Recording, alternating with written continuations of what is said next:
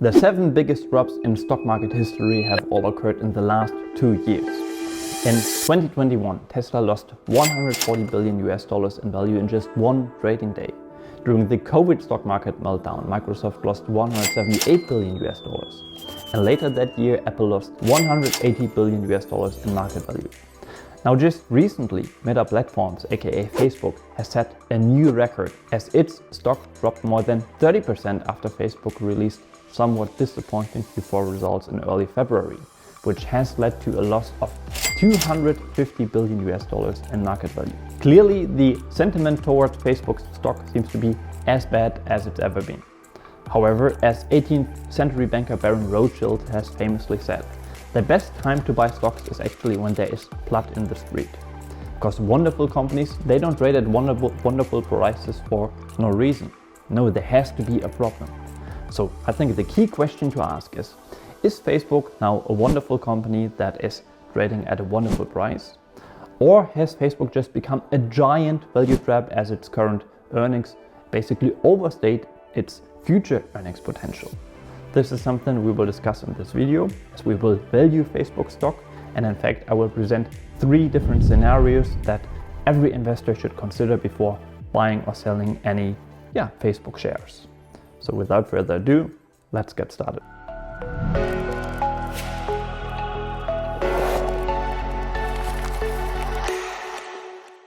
So as we just said, wonderful companies very rarely trade at wonderful prices. There has to be a problem, like when Microsoft was trading for 5 times its operating income in 2012. People thought that the company was losing to Google, Apple and Facebook in almost every space they operated in. Mobile was on the rise and attempts to break into the smartphone market have been failures. PCs were becoming less relevant, so there was a very negative sentiment. And similarly, investor sentiment was irrationally negative with respect to Apple, which was trading close to 4 times its operating income in 2013. Back then, the perception was that Apple was just a dying hardware company. And we all know how successful both Microsoft and Apple have been as an investment since then. So the takeaway here is that exceptional opportunities do not exist when everything's rosy and a company's future is very clear. No, they exist when there are problems, when there is uncertainty.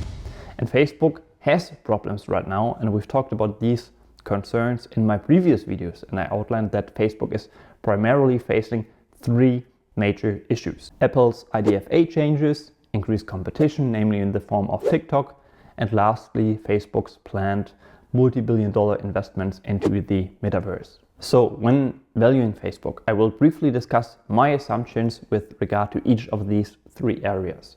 And as I said, I will present 3 scenarios: a bear case, a base case, and a bull case. Because a precise intrinsic value figure does not exist. You should always think of intrinsic value as a range of values. And in fact, I'll leave the task of assigning probabilities to each of the 3 cases I present. How likely is each outcome? Up to you. Alright, and let me just say one more thing here before we get to the actual valuation. If you get some kind of value out of today's video, any form of engagement, be it a like, a comment, or even subscribing to the channel would of course be much appreciated. So, what's the Facebook bear case? Well, as I will make use of a discounted cash flow model, the very first variable that we have to consider is how much cash, how much free cash flow does the company generate today? And well, if we just consider Facebook's most recent 2021 fiscal year, then the company generated $39 billion in free cash flow. So that's Facebook's cash flow from operations minus capital expenditures. Now, I would argue that an extremely bearish perception would highlight that Apple's IDFA changes will not just go away. No, they will continue to have a profound impact in the coming years, and Facebook is now actually lapping 2 quarters in which the IDFA changes were not, or at least only partly, in effect. They basically went live in early summer 2021, so of course this is a major headwind. And this headwind will not just go away. In fact, Facebook's CFO, David Weiner, has quantified these headwinds, pointing out that the IDFA changes of Apple will cost Facebook approximately $10 billion in the coming fiscal year.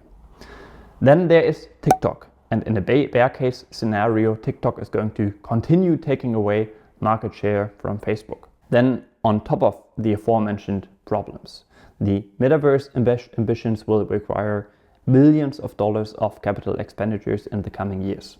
Basically, it's a first mover disadvantage for Facebook. And so the combination of both the IDFA headwinds and high capex spending requirements might drive down free cash flow significantly. So let's say the free cash flow base level will be much lower going into 2022, and Facebook is actually over earning right now. So let's go for Facebook's 2020 free cash flow as the base free cash flow in our bear case discounted cash flow scenario, and that's 23.632 billion US dollars. Yeah, and all of the aforementioned assumptions, increased competition, high capex spending on the metaverse, and Facebook Reality Labs, which will essentially never generate any positive return, and then of course the IDFA headwinds, which makes Facebook's ad targeting much less effective, and advertisers will continue moving over to Google and competitors like Snapchat. Well, this could lead to much slower growth going forward.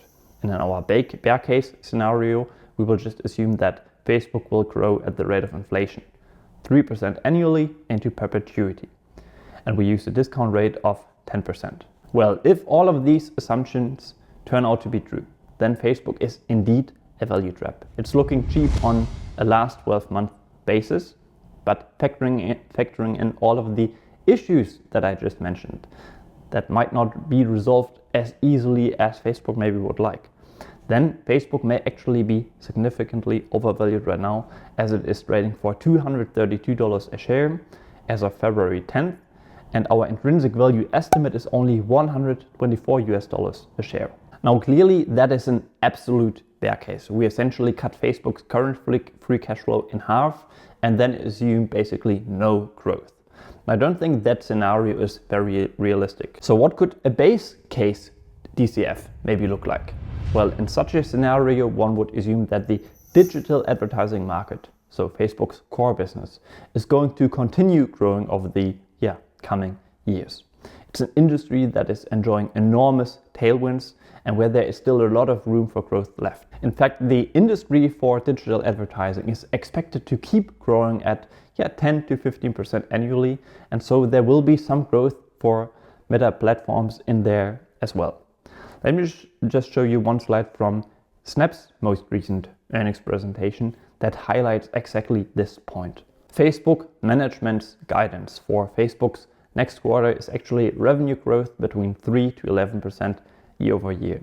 And the firm is actually not providing any guidance for the full fiscal year 2022. So in this base case scenario, Apple's app tracking transparency features will still decrease Facebook's 2022 revenue by about $10 billion US.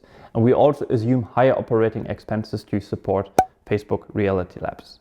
But nonetheless, in this base case, we assume that over the next 5 years, free cash flow per share will grow 11% annually, 5% between year 6 and 10, and then only at the rate of inflation until perpetuity.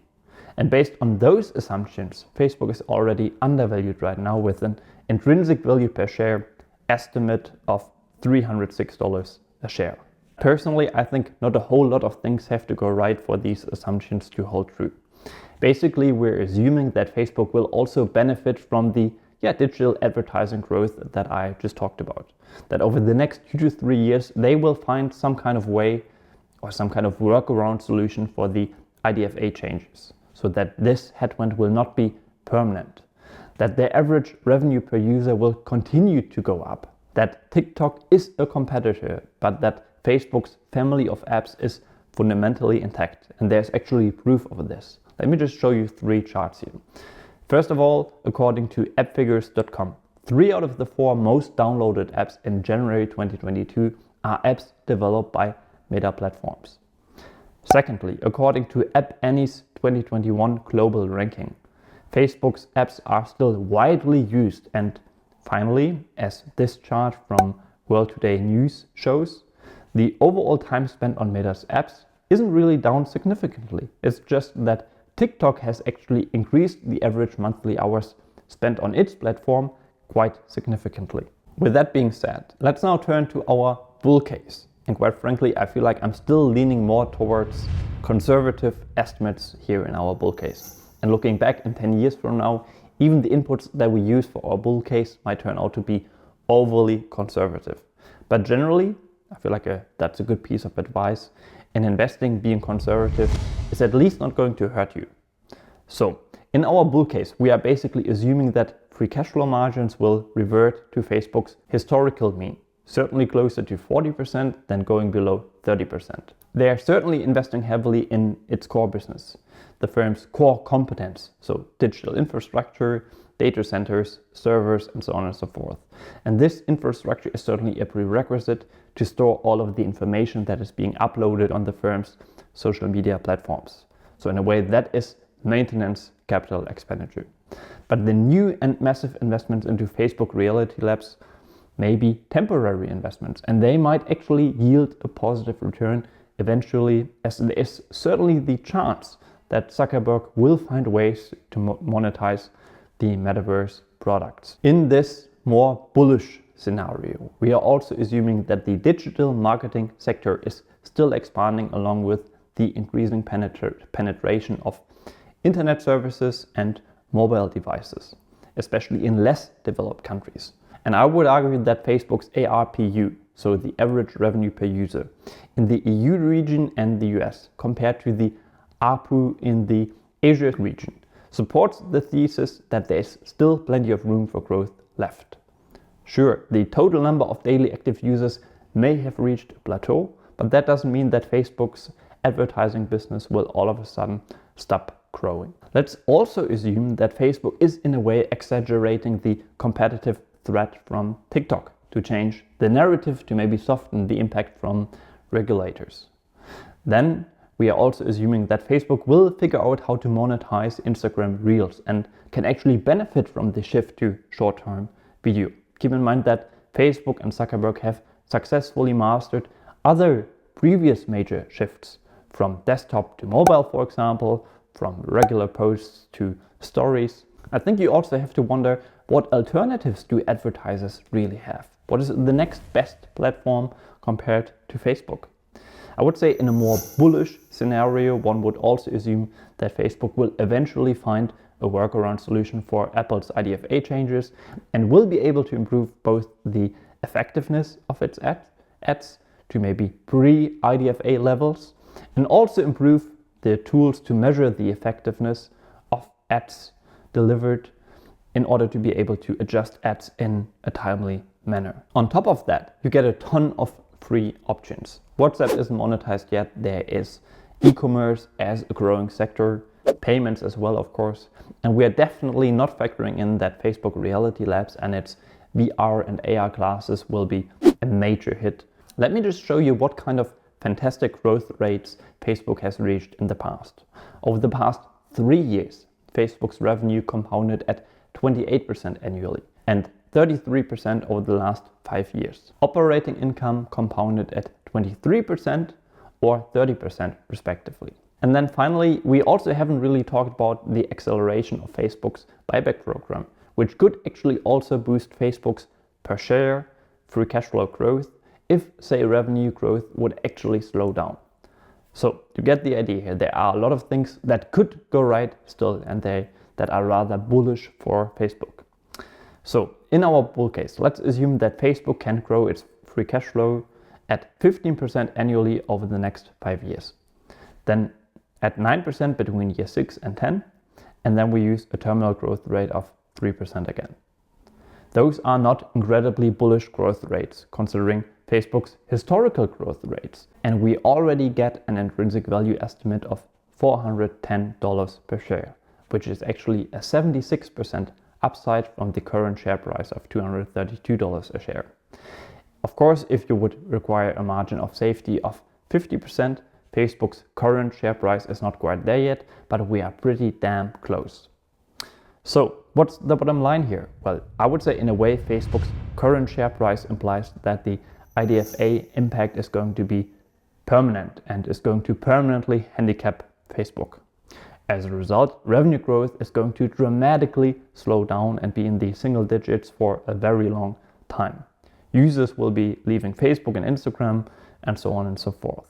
But I think I have shown that there are actually different outcomes. So there are 3 scenarios and the future is by its very definition uncertain. And I would argue that in the case of Facebook, the range of outcomes is actually particularly wide. And it is your job as an investor to assign different probabilities to the different scenarios that I have just presented. And as I said, I'll leave that up to you. And as always, may your finances and investments prosper. Good luck.